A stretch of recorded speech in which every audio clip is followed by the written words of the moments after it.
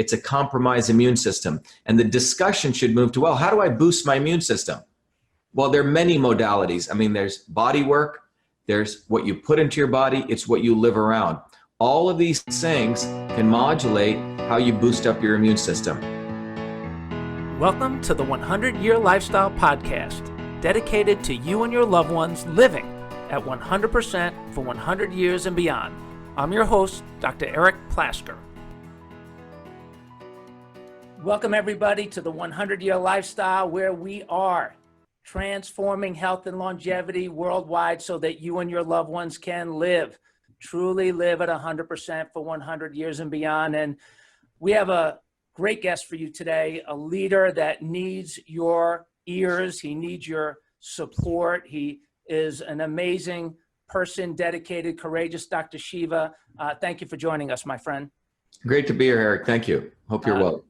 You're going viral, man. You're going viral. You're talking about the immune system in a way that is getting people's attention. You're blowing up all the prehistoric beliefs that people have about immunity. We're going to talk to the public and teach them about it. We're going to talk about social distancing, health policy. We got a lot to cover. So let's start with, tell me how all of this has been for you lately. You're kind of going, like I said, viral, and people are getting to know what you stand for. Well, for me, Eric, it's been something that I've been doing anyway. You know, I worked sort of 24/7 on this, and it's been a journey that started when I was around 4 years old. So this is not essentially it's timing. You know, you put in a lot of hard work and then you leave everything up to, you know, how nature works. So it just so happens that people are ready to hear this knowledge, but it's not been something that came out overnight. You know, when I was 4 years old, you know, I grew up in an environment where my grandmother was a traditional healer, practicing a system. The key word is a system of medicine, which has a whole different lingua franca, a whole different language, different than proteins and cells and molecular pathways and genes, but a different language. But that language my grandmother used, and she was not she didn't charge for her healing services. She did it. She was a farmer, an indigenous farmer, but on the weekend she was a village healer, and she used that system of medicine to identify people's particular state. I'm telling this to you in new words because it took me a while to characterize this. And then by understanding their particular balance, she could also detect their imbalance. Everyone has a different homeostasis, and then figure out what were the right foods, the right medicine at the right time. What we today call precision medicine, but this was done, and it's been done for thousands of years. The problem is that language has been hidden, and the people who practice this were frankly not good at articulating that. So it ended up being seen as something woo-woo or something religious or spirit, quote unquote spiritual. And a lot of people frankly took advantage of that. They put on the saffron robes. You had the people coming here, the sort of the new age gurus, but they frankly destroyed the actual essence of the science. And so that's what I noticed as a kid. And one of my goals was, how did this work? So that was my long journey.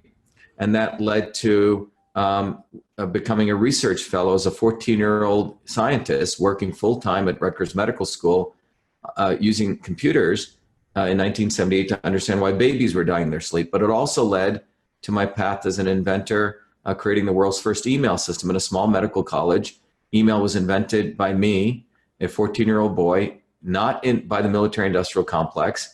When I converted the old-fashioned inter-office mail system, inbox, outbox, folders, that whole system, again, that word system, into the electronic form, 50,000 lines of code, captured every feature, named it email, a term I created, and got the first US copyright, recognizing me as the official inventor of email, long before my M.I.T. career.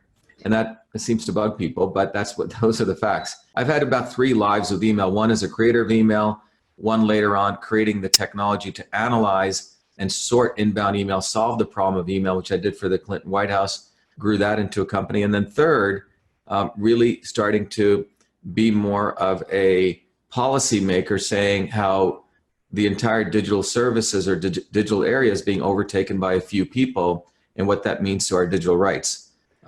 So those are the 3 aspects, but separate from that, it's always been this journey in and out of MIT, 4 degrees in engineering, electrical engineering, and mechanical engineering, and visual design, and my Ph.D.s in a relatively new field called biological engineering, which aims to use engineering principles to understand biology recognizing that the biggest weakness in biology is that you have people understanding the parts, but which is important, right? It's important to understand nature's parts, but they don't know how to interconnect those parts. And that's where an engineering systems approach takes. And that's what my life has been dedicated around. And that resulted in two major inventions and discoveries. One is systems health, a redefining or essentially a rediscovery of why those traditional systems of medicine work, but through an engineering lens.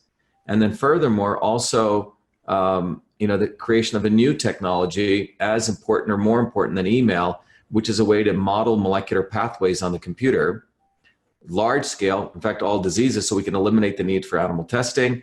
We could understand mechanisms, and even in the field of supplements and natural products, there's also people who get in there and also try to sell snake oil and trying to bring truth there. So it's basically, that's been my journey, but it's been a long journey. I've been, doing this for a long time, talking about it, writing about it, considered one of the world leaders in the field of precision and personalized medicine from the Western standpoint, but also a guy who's also integrated both these worlds through the systems health things, which we'll talk about. Yeah, and I love what you are saying, because I first found you when you were talking about the immune system, and you were talking about it as a system. And our network of chiropractors, I noticed that they are sharing your information like crazy. You talk about this current model of the immune system as opposed to past models. I call them prehistoric models of the immune system, where you talk about the importance of innate immunity. You talk about adaptive immunity. You talk about the neural component, the immune system, the nerve system. You talk about the microbiome and the interferon system. And you do it in such a way that you make it so simple. And as our network of chiropractors and our patients and the people that we are reaching all over the world, they are listening to you now, and they want to know, can you simplify it for them in the time that we have? What is the connection with all of these things? Yeah, so the core connection, to keep it really simple, by the way, to articulate it in simplicity without losing the complexity has also taken time. So I can do that now. And so here's sort of everything in a short period of time without losing anything. The bottom line is your body has a homeostasis. What does that mean? Your body has a particular set point, which means where it operates well, where you say, wow, I feel great, okay? And that point for you is different than that point for me and versus anyone in the planet. So what that recognizes is each one of us is a unique being.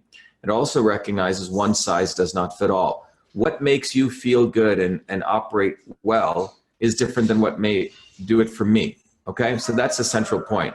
One size does not fit all. If we want to understand the immune system, the key thing to understand is each one of us, separate from the immune system, has a particular point, what you can call a set point or a homeostasis, where we function well.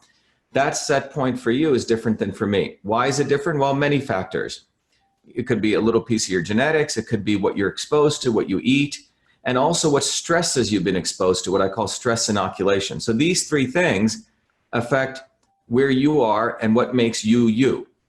Now, different things occur in time that take you away from you. It's called a disturbance, right? No different than an airplane going from point A to point B. It has a goal, which is to get to, let's say, Boston to San Francisco. The goal is San Francisco. Along the way, it may have some wind and some tornadoes and all these things, and the airplane's constantly making adjustments to get to its set point. So the key is, when it comes to our bodies, what is our set point?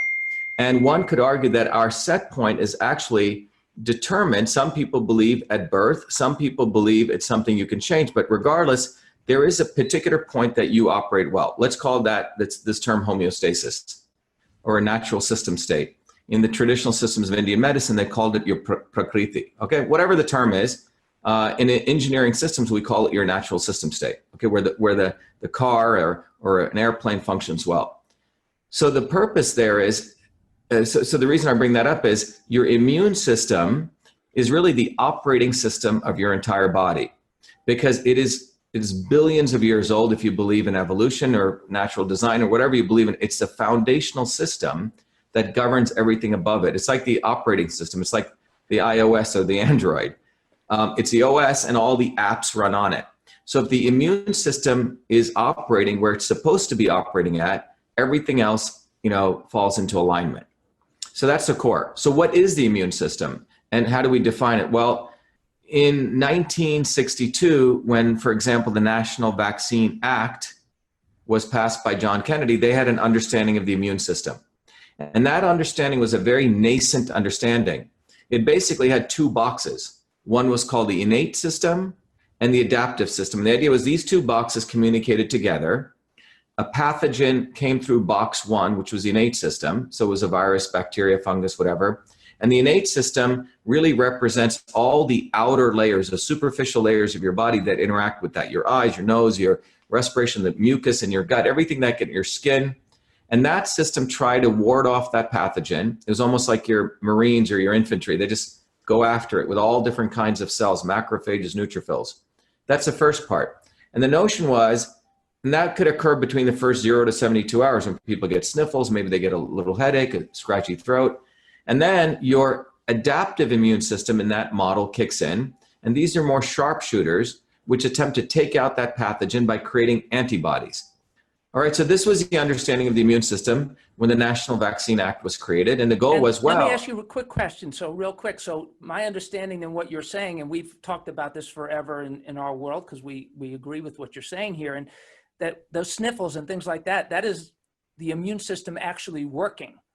It's the actual immune system working. It's a good thing. And in the normal, so, that kicks in and then your body creates now antibodies. So the goal at that time in this very early model understanding of the immune system was, let us trick the body to create these things called antibodies. And if we do that, voila, we're done. Okay. So based on that, the National Vaccine Act was created by John Kennedy and they created guidelines for vaccines. It created the CDC, Center for Communicable Diseases, which became that, et cetera.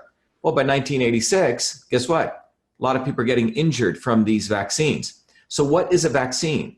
A vaccine is fundamentally something that's trying to mimic that pathogen.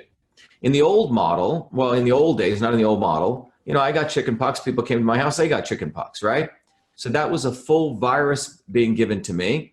My immune system went through its processes and it naturally created immunity. And by the way, in traditional cultures, because from a business perspective, if you were in a village, if someone got it, you would take the pus from them or the sputum and you would put it up into people's nose, sort of disgusting, right? But there was a concept, let's expose everyone sooner and let's get on with work, right? You didn't want to waste time because if you're a village and you have harvest season, you have the actual activities of running that society. So people had figured out how to do this. So that was an important part, right? But the idea was that in that concept, there's a notion that your body builds its own immunity to protect itself. Well, by 1986, a lot of injuries are taking place because we're not using that natural approach. We're using a pale version of that where we stick in a dead version of the virus. We add in all sorts of other chemicals, what are called adjuvants, to try to create that inflammatory response. Well, those things are also affecting the immune system. Well, the big pharma medical community, remember, they're not about really doing real science. They're about selling something. So by 1986, injury after injury, people are starting to sue pharma. The next Kennedy that comes into line is a guy called Ted Kennedy with Henry Waxman and Orrin Hatch. They, instead of getting rid of those mandates or those guidelines, they create a Band-Aid. This is what lawyer lobbyists do because they have to protect their interests or the guys who fund them. And they created the National Vaccine Injury Program.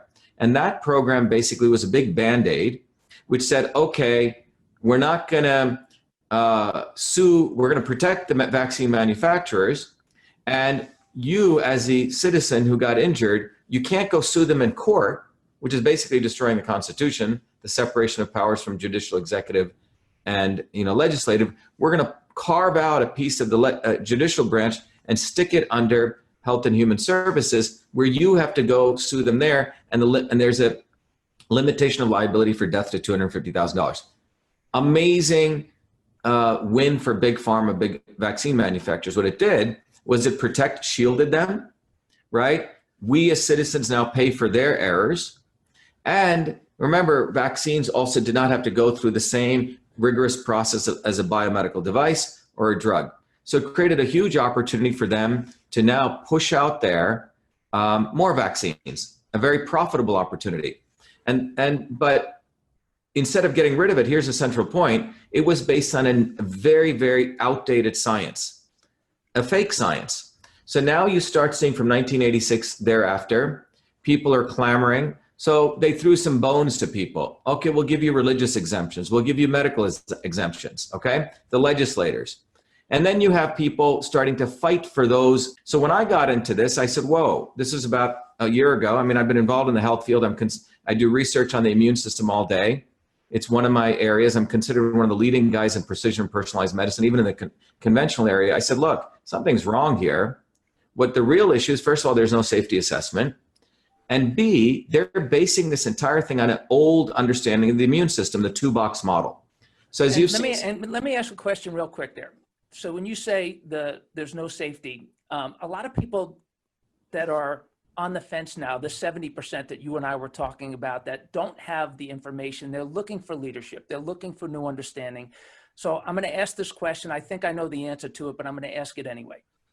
How many studies have been done, double-blind studies, testing the efficacy and the effectiveness of vaccines, and how many studies have been done that have shown that they're safe? Just out of curiosity, double-blind studies. Yeah, so let me answer that very specifically. So if you look at the 30-odd vaccines that are the guidelines that the CDC has put forward for children, 30, with about 70 doses, not one has been double-blind, placebo, saline. This is a gold standard, double-blind, which means the people getting it don't know what they're getting it, and the researchers doing it don't know who's getting what. That's double-blind. Both are blinded.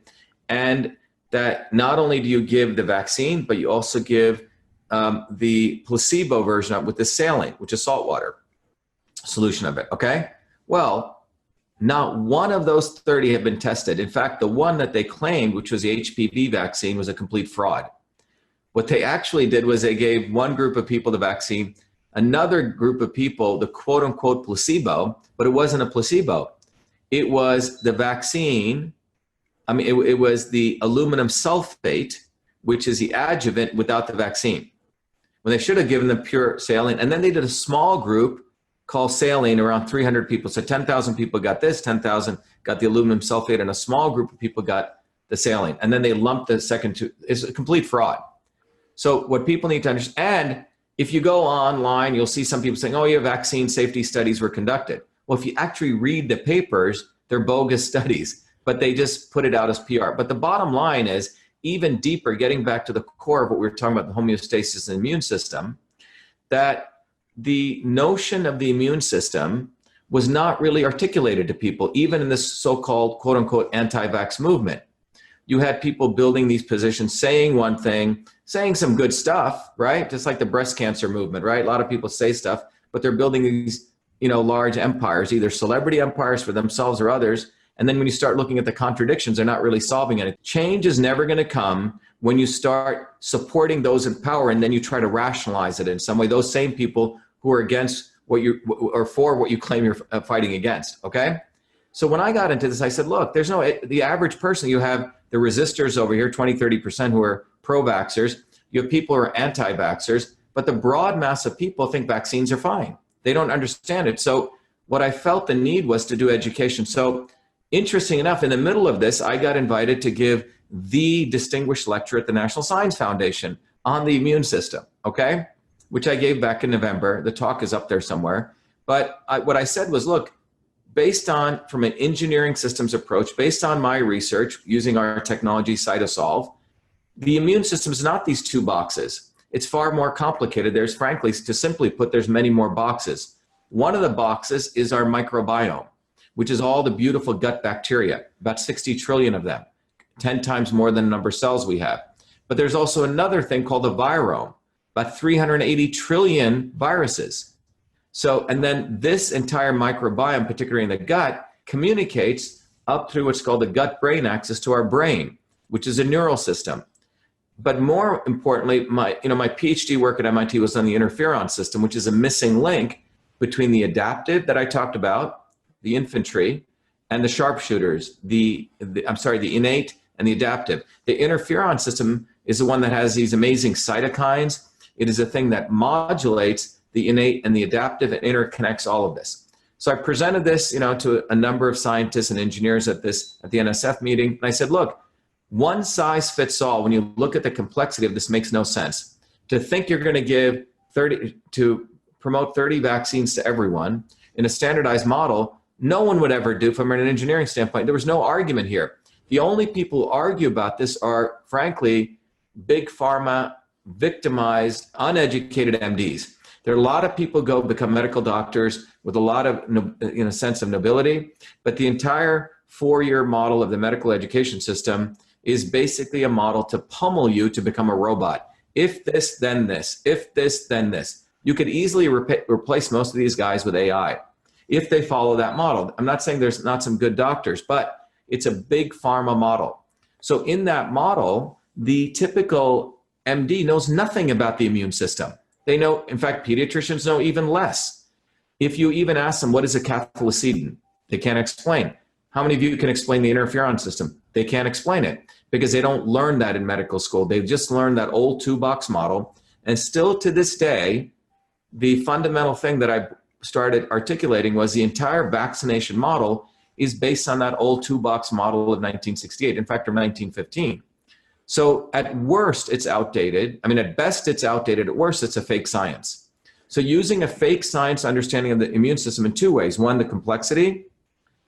And second, the fact it is not the virus. It is not the bacteria. And everyone should listen to this carefully. It is not this pathogen that comes and eats away at you and hurts your body. It's not this pathogen. This is what even most MDs think. Oh my God, you could get Ebola. The Ebola virus goes in and starts eating away at your arterial and endothelial tissues and you start bleeding. That's not what's going on. Or this bacteria is attacking you. It's not what's going on. What's actually going on, if people actually study the immune system and the actual science, is that the immune system is modulating itself if, very important if you surround that immune system and you allow it and you provide it the right nutrients, the right environment. And when the immune system is given that, it just operates beautifully. You don't even have to think about it. It maintains its set point. But if you are disturbed, massive amounts of stress, massive amounts of social isolation.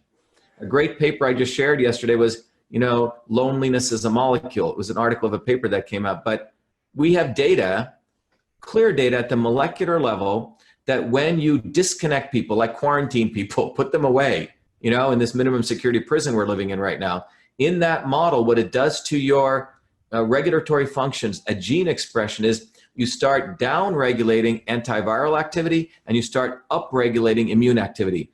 And social isolation is worse than obesity, the detriments of obesity, high blood pressure, and smoking. These have been shown. So, wow. Let me just, you're going like a racehorse here. You're covering a lot of things. I do want to talk about the social isolation in just a minute. I want to back up a little bit because I think a couple of things you said for the public that is watching this, that is making choices, their minds are wide open. A couple of things. Vaccination somehow, through drug company marketing, et cetera, became synonymous with immunization and immunity. And what you're saying is that that's not true, that they are actually... No, it's a marketing model, okay?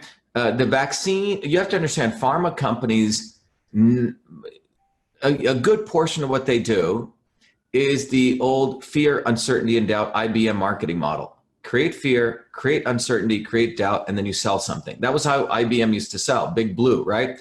We're the trusted people. Why do you want to go with a small guy? We'll always be there for you. What happens if your computer breaks down, right? That's the same model, FUD, fear, uncertainty, and doubt.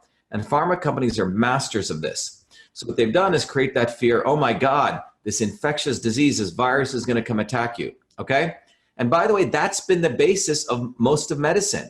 It's been the basis of virus hunters, going all the way back to, germ theory, right? And which has created germophobia, panic. It's created a germophobia, and it's always tried to almost like trying to find the guy who didn't commit the crime and then throw him in prison for it when he didn't do anything.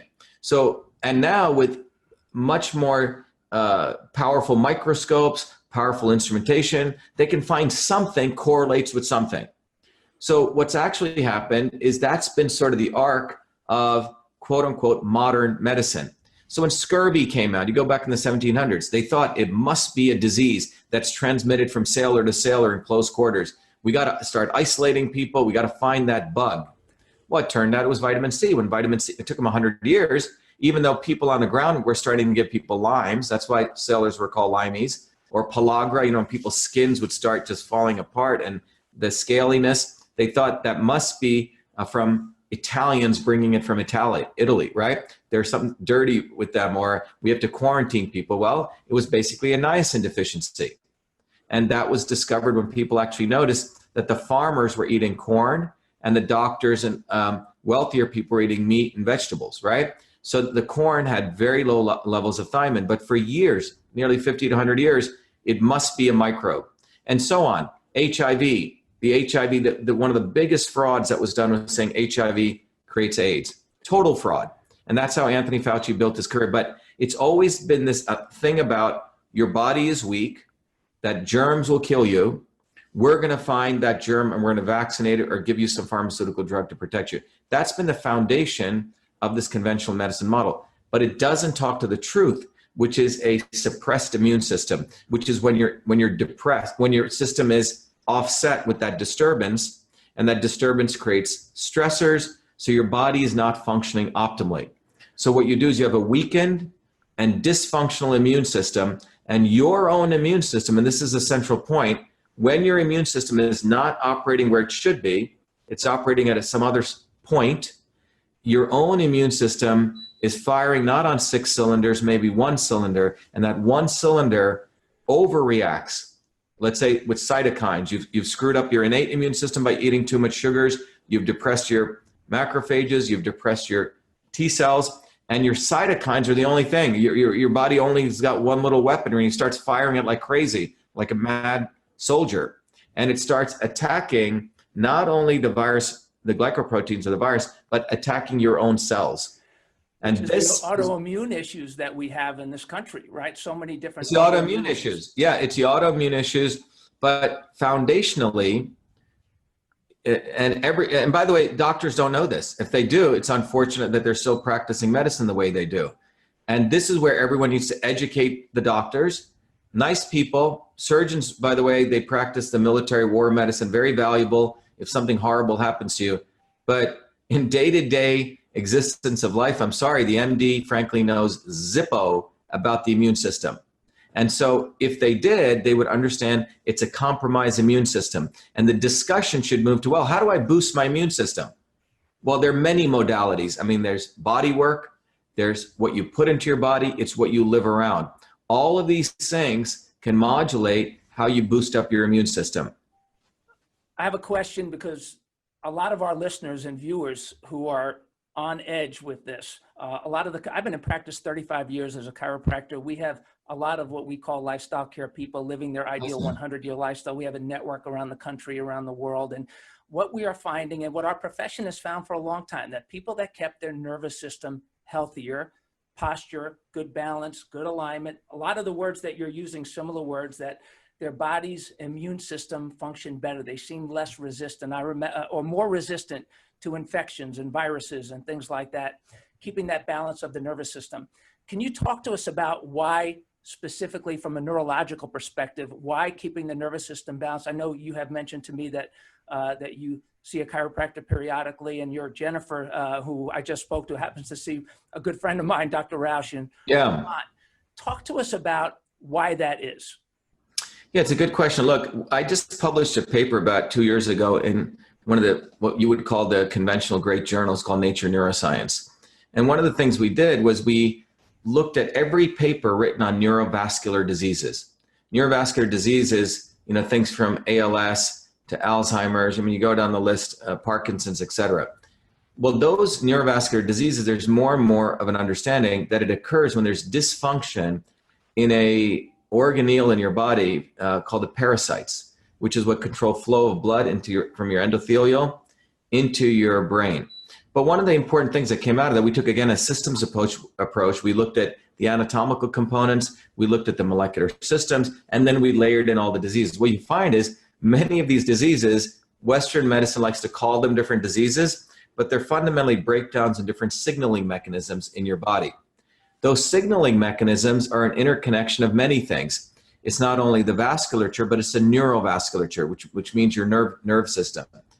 Now, this can get broken down in many ways. It can get broken down from, well, if you're living around glyphosate all the time, if you're living around, horrible chemicals all the time, over time, that can start affecting that neurovascular system or that neural system or the vascular system. And we know this.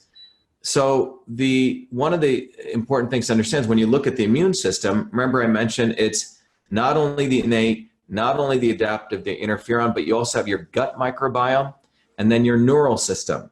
And the neural system is integrated to your gut microbiome. This is not a separate system. One of my uncles who's a gastroenterologist, he'd say, your gut is your first brain and your brain is actually your second brain. So these things are highly connected, and the neural system goes throughout your body, and it also integrates to your lymphatic system. So these things are tightly coupled systems. So how do you solve a problem? Well, if everything is connected, depends on where you want to come at it. You could come at it from, hey, I'm going to take vitamin D and A, which I think are very supportive, which I've talked about, but I can also come at it through body work, right? I can also come at it through supporting the neural system, because if there are things in your neural system that are off, that are not communicating properly, well, it's not like it just sits alone. Well, that system has a direct connection to the other subsystems in your body, the neural system, the lymphatic system. All these things are tightly connected, your microbiome. So body work in particular, this is why exercise is important, yoga is important, getting, in my view, these alignments, because none of us is perfect. We all probably sit wrong at a certain point, or we stress ourselves out. These alignments are a physical way, but the physical way also has mechanical outcomes, right? Or chemical outcomes. Nothing in the body is basically what in engineering we call it a transducer, which means you can convert one form of energy to another form. So for example, there are things called piezoelectric transducers, or piezochemical. That means you do a mechanical action, which is piezo, it generates electricity. You do a mechanical action and you get chemical action.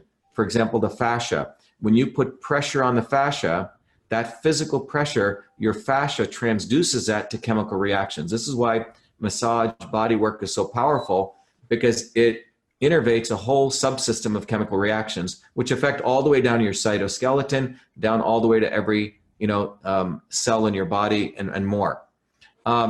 So I think that's one of the important things to understand. These things are tightly integrated. So the immune system, getting back to that, what we want to do is support the immune system so it achieves its homeostasis. And that is achieved from an engineering standpoint. To keep it simple, we could talk about medicine. We can go talk about the immune system and macrophages, T cells.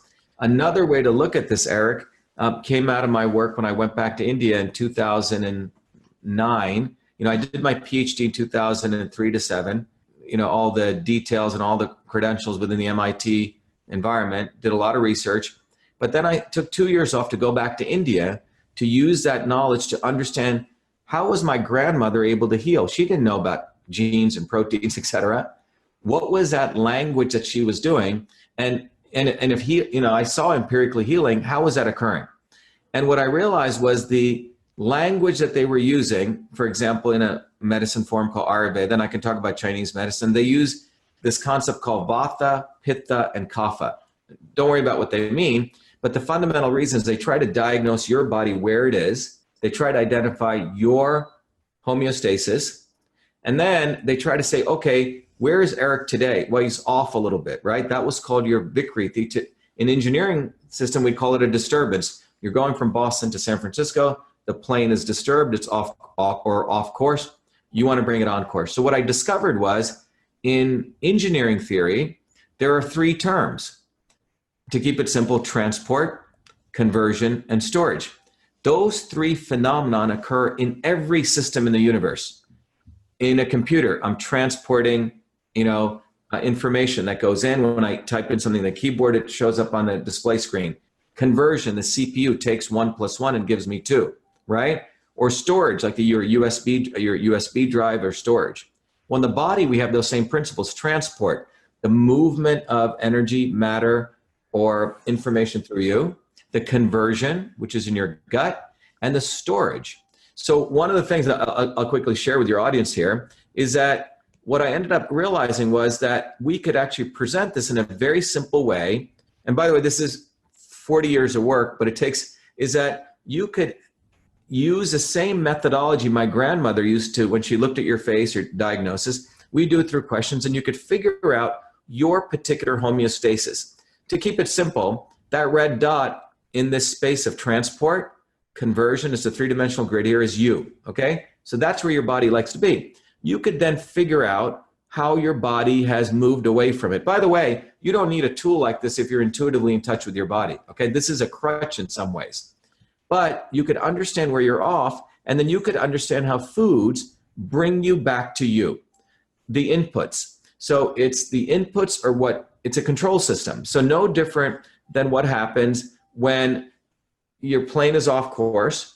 The pilot, if he's good, will change particular inputs to bring you back on course. The cool thing is those inputs could be infinite number of modalities, right? Infinite opportunities. Food, you know, it could be herbs, it could be supplements, it could be body work, it could be yoga. So it's frankly, from an artistic standpoint, we're not like the problem in some of the new age community. Every year someone's putting, like you said, someone's face on something, the fat diet, the raw food diet, right? The keto diet. Well, I mean, you go down the list. But the reality is that's a very, frankly, a reductionist way of looking at the body. There are, weather changes, different stressors. So the art of understanding this is from an engineering standpoint. So we created this whole language, but it's all based on engineering systems theory. So when you were talking about the problem, Eric, that chiropractors have, where they're not appreciated, that's the problem I wanted to address. So if we take it from hardcore engineering, in fact, when I used to teach this course at MIT, after I came back from India, I made this discovery. MIT allowed me to teach a lecture series. 300 people would show up on a Thursday night. It was a 13-part course. And it was fascinating to watch, Eric. On one side of the room would sit all the Thai guys with their white jackets from Harvard or MIT or the engineers. And literally on the right side would be the chiropractors, the acupuncturists, and yoga people. These people would look over at these people, really upset they didn't understand them. And these people would look at these people with disdain. However, within about 2 hours, when you said, look, forget all your stuff, let's take an engineering systems approach, people said, wow, I get that.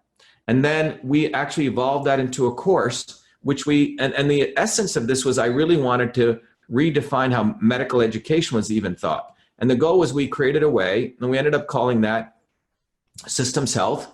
And it was really to ignite a revolution for truth, freedom, and health.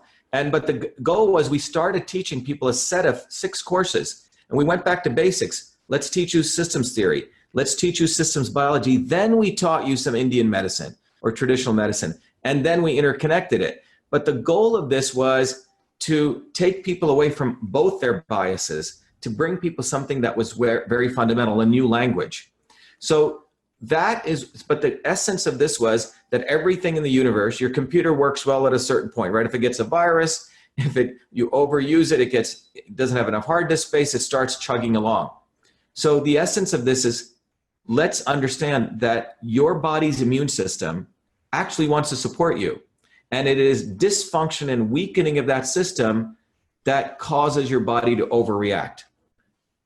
Period. I love that. To be respectful of your time and to maybe wind out with some of the other things that I know you wanted to talk about and to mention your campaign, let me just give a quick perspective for our audience of what I heard, maybe using some different words. I love the triunes, the 3 words that everybody in every profession seems to have. We have a patient who is a good friend. She's an Indian woman, beautiful woman, Smita Daya. She talks about in one of our other podcasts about the 3 elements of Ayurveda that you just mentioned, and she comes in and gets adjusted. We'll see her probably just a little bit either today or Monday. And we talk about innate intelligence, that the body has this intelligence, innate immunity, interference. If it's interfered with, the body breaks down. And if you remove the interference, the body can find the balance. And what I love about what you said about how everybody came together, I really believe that we're in a time that so many groups and people that have been on parallel paths are starting to realize that, wow, we have to come together and support each other and work together and refer to each other and take care of each other, because we are not alone. And we have a big pharma thing out there, machine, that is putting trillions behind a lot of the fake science that you're talking about. And you're much bolder than me when you talk about some of the individuals like Fauci and some of these other people that are in control of these things. And I know you're running for office. So in 5 minutes that we have left, if you could just give your opinion on social distancing based on that report you did. And everybody go to Dr. Shiva, watch all his stuff, watch his stuff on the immune system, watch all his political messages that are really important. He breaks down where the money, follow the money, and where it's going and how it's setting policy that is dangerous for this country. Please go dig into all of that stuff, but talk quickly about social distancing. Yeah, so let me take a minute for talking about, you know, the truth, freedom, and health, another minute talking about the social distancing, and I'll wrap up with the campaign. So first of all, you know, it's taken me a while to be able to, I've been a student of politics because I grew up in a caste system in India where there was injustice as a kid. So I was deeply interested in revolutionary politics. How do you actually change the world for the better? So that led to a journey as an activist. You know, you can go read about it. You know, there's a picture of me burning the South African flag on the steps of MIT. MIT had investments in South Africa. I wrote the first set of papers which exposed, you know, Monsanto, you know, what they were doing in terms of the fact that genetically engineering, actually the genetically engineered organism is different than the non-genetically engineered organism. I was a guy, during my Ph.D. graduation, I held up a huge poster, US out of Iraq, when it wasn't popular to do that. So I've been a fighter. But when you look at what's going on right now, and you apply systems thinking, where you realize everything's connected, 3 words emerge out of that everyone can wrap their heads down very quickly, because a lot of people don't have time to go do the work that I've done. And the simple way to think about it is truth, freedom, and health. Truth, freedom, and health. Truth, freedom, and health. That's part of a triangle. How are they related? Well, let's start with freedom. If we don't have freedom to question, to debate, to exercise what we want to communicate, then what you end up with, and freedom is necessary to practice the scientific method. The scientific method is you have some idea, it could be bogus or good, of how the universe works. You make a guess, you go play with the universe, you gather data, and from that data, if the data doesn't match your hypothesis, it's nonsense, right? It doesn't matter how good looking you are, what family you come from, as Richard Feynman said. However, that's called the scientific method. You go into it with humility, and if you don't have freedom, we're not able to practice the scientific method. What happens? We practice scientific consensus, which says, I don't care what the scientific method says. I'm the head of the NIH. I'm the head honcho at Harvard. I'm the one who designed this field, and you listen to me or you're never going to get a professorship here. Okay? So people fall in line to say, yes, the sun goes around the earth. We remember that story, right? Even though one guy had all the data, which was the world is flat. Right. So we go into the scientific consensus versus the scientific method. So what evolves out of that? Well, you get fake science. You don't get truth. You get falsehoods. So you've diminished truth. And with lack of truth, now you can essentially, you got people by the cojones. You can now create a fake problem and a fake solution.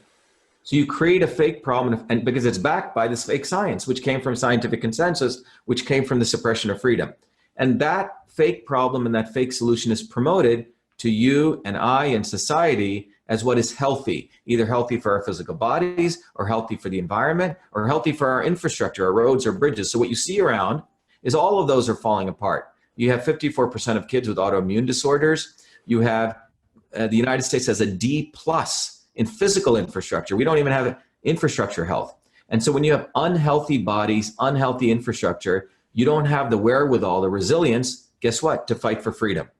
So that's where all of this fits in. So when I decided to run for US Senate, I said, this is not about winning a Senate seat. Because if you just want to do that, it's so corrupt, Eric. There's no way. This is about creating a principled movement that will also, in its wave and its wake, educate millions of people to show the contradictions as well as the way forward. That's why we call it truth, freedom, and health. And so that's what the run for Shiva for Senate is. And it just so happened this coronavirus took place. All of this knowledge that I've created, all this content, it was almost like a God converged all of this, Eric, in a beautiful or unfortunate way. It's just a meeting. So all of this knowledge is explosively going out because people have just been starving. So our campaign for Senate is really about, growing a movement for truth, freedom, and health. And winning in, so it's not, what's happened is I'm running for US Senate of Massachusetts. The GOP establishment hates me. The Democrat establishment hates me. And that's why we need to get on the ballot. That's why the three guys I'm running against, 2 Democrats and 1 Republican, are all lawyers. I'm running on the Republican ticket, so I at least get on the debate stage this time. So the key thing is to get me on the ballot. So if people go to shivaforsenate.com and you scroll down, they'll see a place. If you know people in Massachusetts, or you know people who, or you're in Massachusetts, we have to get 10,000 signatures, Eric. It's become so difficult to collect those signatures. So we tell people to go there, fill out a form, and we'll mail them the forms. It's very expensive. But we have an amazing volunteer base, and they can't collect signatures. My opponents have no volunteer base. So people should go there, sign up, let people know so we can get those nomination forms. We need about 7,000 more signatures in the next 10 days. That's number one. But more importantly, what we want to do is, as a part of the movement, if people give money to our cause, I give you a book called System and Revolution, because I hate taking something for nothing. And we also give you access to that tool, Your Body, Your System, so you can figure out how my body is a system, right? Forget the foods and all that, but the goal is for people to intuitively know, my body has a homeostasis. My body likes to be in a certain place. And what I do with my body can determine if I stay there or I get disturbed. So in fact, what we just did, Eric, was yesterday, we told, given the times are so difficult, we told people, whatever you can afford, do it, and we'll get these tools to you. Because my great-grandfather was an indentured servant. He had nothing. He grew up as a poor, what we call a slave. That's what indentured servants were. But when he got out of that and he started doing his own work, he was very frugal. But when it came to education, he would give his life. He would do whatever he could to help anyone in the village. So that's what we want to do. We want to educate people, Eric, that the body is a system. And we want to share that knowledge, through your network, others, but we have to win in Massachusetts, because Massachusetts is the center of the deep state. If you think about it, this is a quote unquote, I can look over there at Boston Medical Center. This is a center of quote unquote, the Mecca of medicine. And you're in a bunker right now, right? You're hiding in a bunker? Well, I'm not afraid. My point is the issue is, if you look at the 2 major institutes, MIT and Harvard, both of those presidents took money from Jeffrey Epstein. Both of those institutions have become highly corrupt institutions. They are the center of the deep state. Pretty much every major person who runs most of the governments went through Boston at some point. So winning here becomes important because it'll send a shockwave, and particularly having someone like me who really reflects everyone out there, working class kid who came from nothing, who's dedicated to really solving problems. That's what most of us are. We're not the 0.0001%. That's why it's important to win, get on the ballot. So anyone who sees this from it's not even a political thing. This is a systems issue. This is about our future, your future, my future, our kids' future.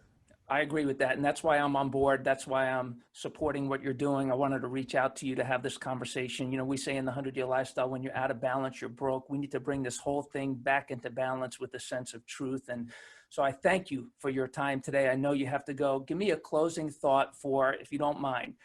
Yes, we're going to reach the public. We're going to push this out there a lot, have a lot of people hear your voice. Specifically now for the doctors of chiropractic that I know that are going to put this all over the place, who have been warriors battling, a lot of times feeling alone on the ground in communities. Give them a quick little pep talk of juice about why what they're doing is important to hold true and to support what you're doing.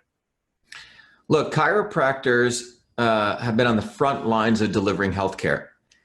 Most of the conventional MDs don't even deliver healthcare anymore. The nurses do it, right? I'm talking about the people who are physically touching their patients, actually looking at them still, right?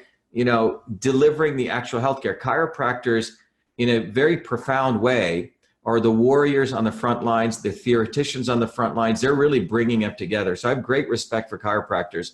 I have respect for surgeons. They're also doing the same thing, right? And interesting enough, both those groups, when our videos went out, Eric, had a lot of feedback.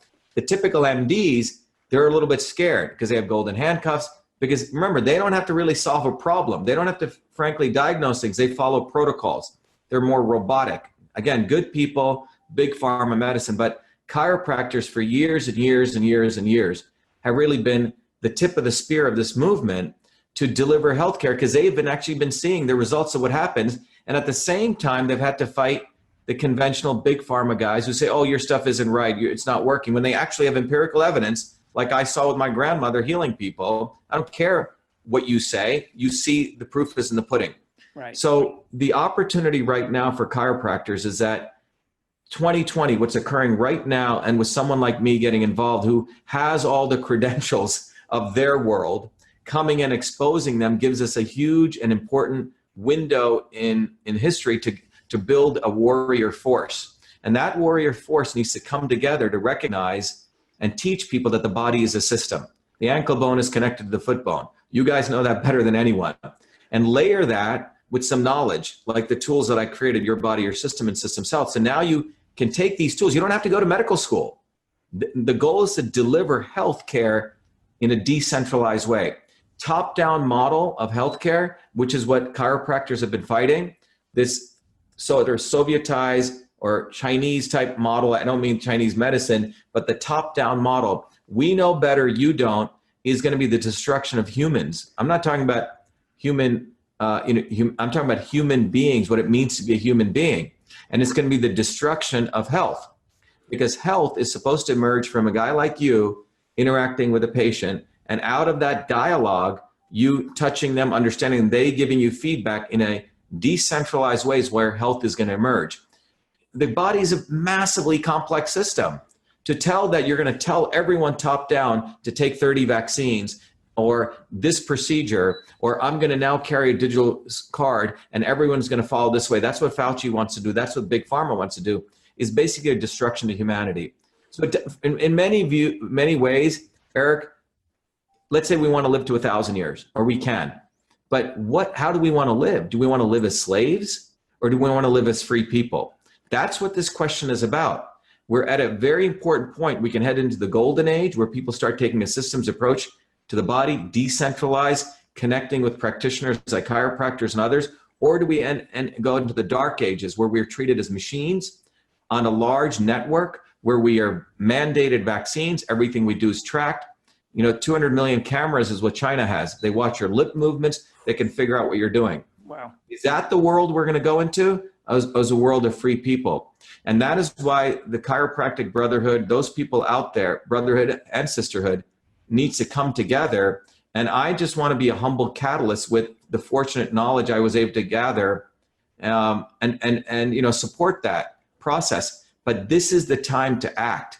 We can't wait any longer, because 6 months, we don't know what's going to happen. What's going to happen in September? We're all going to be mandated vaccines. We won't be able to leave our house. We won't be able to get driver's licenses. Well, that's what's coming. That's what's coming if we don't act. Yeah, there's just an article that came out. Fauci said, we're going to have the antibody test and you may have a card, an immune card. Think about where this is going. We're living in a very, very dangerous time. A war is taking place without hyperbole. And the war is for freedom of our bodies and our health, or are we going to give that up? So it's a very, very serious point in human history. I'm with you, man. Truth, freedom, health. Truth, freedom, and health. Support him. He's not kidding. I'm not kidding. The time is now. It is a critical time in history. The warrior in me loves and appreciates the warrior in you. Thank you for being committed. Shiva for Senate. Thanks, Eric. Thank you. You too. Be the light. Thank you. Yep. Thank you so much for joining us on the 100-Year Lifestyle Podcast. We hope you enjoyed this episode. If you have topics that you want us to cover, people you want us to interview, maybe you have some stories that you want to share, stories of yourself, loved ones, people in your life, we would love to hear from you and share your story. Please email us at my100@100yearlifestyle.com. And remember, nobody wants to get to 100 or even 50, 60, or 70 for that matter, crippled, broke, and alone.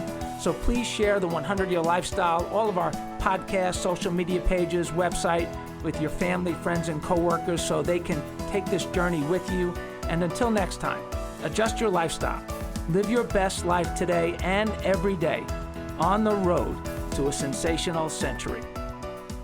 Dr. Plasker, signing off.